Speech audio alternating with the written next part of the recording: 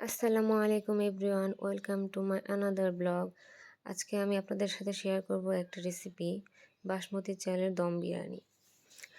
So আমি মূল রেসিপিতে চলে যাচ্ছি। এখন এখানে আমি পেঁয়াজ কুচি নিয়েছি, মুরগির মাংস নিয়েছি, কেওড়া জল, আদা বাটা নিয়েছি 2 টেবিল চামচ, পেঁয়াজ বাটা নিয়েছি, দই নিয়েছি, টক দই, কিছু মশলা নিয়েছি, বিরিয়ানির সেন্ট নিয়েছি, এটা না থাকলে স্কিপ করতে পারেন। তারপর আমি রসুন বাটা নিয়েছি, ঘি নিয়েছি, রাঁধুনি বিরিয়ানি মশলা নিয়েছি। এখন আমি যে বাসমতি চালটা ধুয়ে রেখেছিলাম, এটা আমি 30 মিনিটের মতো রেস্টে রেখে দিয়েছিলাম। এটা 30 মিনিটের মতো রেস্টে রেখে দিতে হবে। তারপর আমি চুলায় পানি ফুটতে দিয়েছিলাম। এখন চালগুলো পানির মধ্যে দিয়ে দিচ্ছি। পানি ফুটিয়ে চালগুলো দিতে হবে ফুটন্ত পানিতে। তারপর আমি চালগুলো ভালোভাবে দেওয়ার পরে 2 টেবিল চামচ সয়াবিন তেল দিয়ে দিচ্ছি। সয়াবিন তেল দিয়ে ভালোভাবে নেড়ে চেড়ে নিতে হবে। চালগুলো একটু পরপর নেড়ে দিতে হবে। স্বাদ মতো লবণ দিয়ে দিলাম। একটু পরপর নেড়ে দিতে হবে চালগুলো, এবং বারবার চেক করতে হবে যে কতটা পরিমাণ সিদ্ধ হয়েছে। বেশি সিদ্ধ হলে চালগুলো ভেঙে যাবে। এখন আমি মাংসগুলো হালকা ভেজে নেব একটু হলুদ লবণ দিয়ে। অনেকে না ভাজলেও হয়, যার যার ইচ্ছা। আমি মাংসগুলো হালকা ভেজে নেব। মাংসগুলো ভালোভাবে মাখিয়ে আমি মাংসগুলো হালকা একটু ভেজে নেব। চুলায় একটি প্যানে মাংসগুলো দিয়ে দিচ্ছি। এগুলো আমি হালকা আঁচে একটু ভালো করে লাল লাল করে ভেজে নেব, হালকা লাল লাল করে। মাংসগুলো ভেজে নিলে মাংসটা সহজেই হয় না, খুলে যায় না। এখন মাংসগুলো আমার অলরেডি ভাজা প্রায় হয়ে গেছে। মাংসগুলো আমি উল্টে পাল্টে দিয়েছি, হালকা ভাজা হয়ে গেছে। মাংসগুলো আমি এখন নামিয়ে নেব। এখন একটা প্যানে আমি কিছু পেঁয়াজ কুচি নিয়ে নিলাম। পেঁয়াজগুলো হালকা ভাজা ভাজা হয়ে গেলে আমি এখানে ওই মশলাগুলো দিয়ে দেব। মশলাগুলো দেওয়ার পর ভালোভাবে নেড়ে চেড়ে নেব।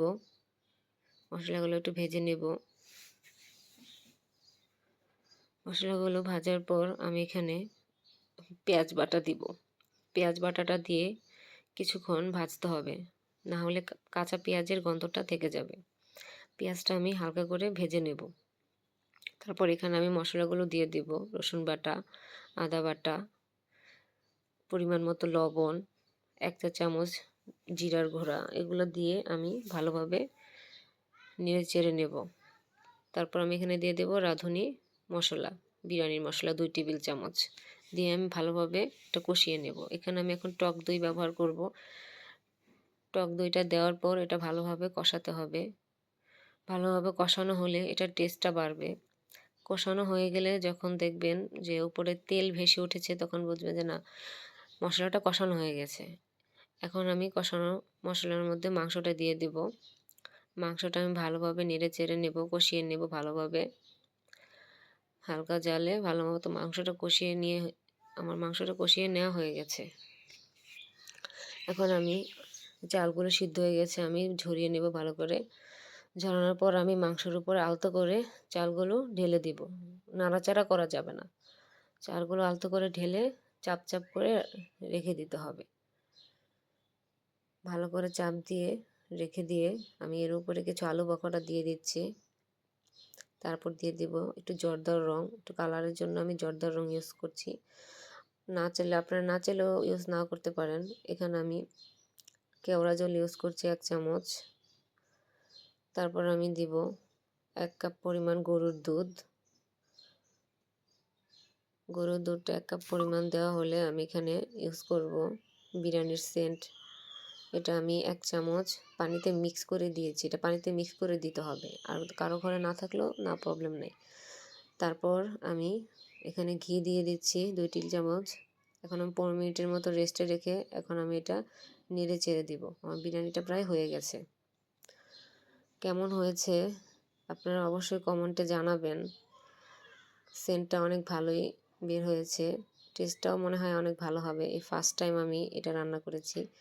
আপনারা অবশ্যই জানাবেন বিরিয়ানিটা কেমন হয়েছে, আপনাদের কাছে রেসিপিটা কেমন লেগেছে। ভুল হলে মাফ করে দিবেন। আসসালামু আলাইকুম।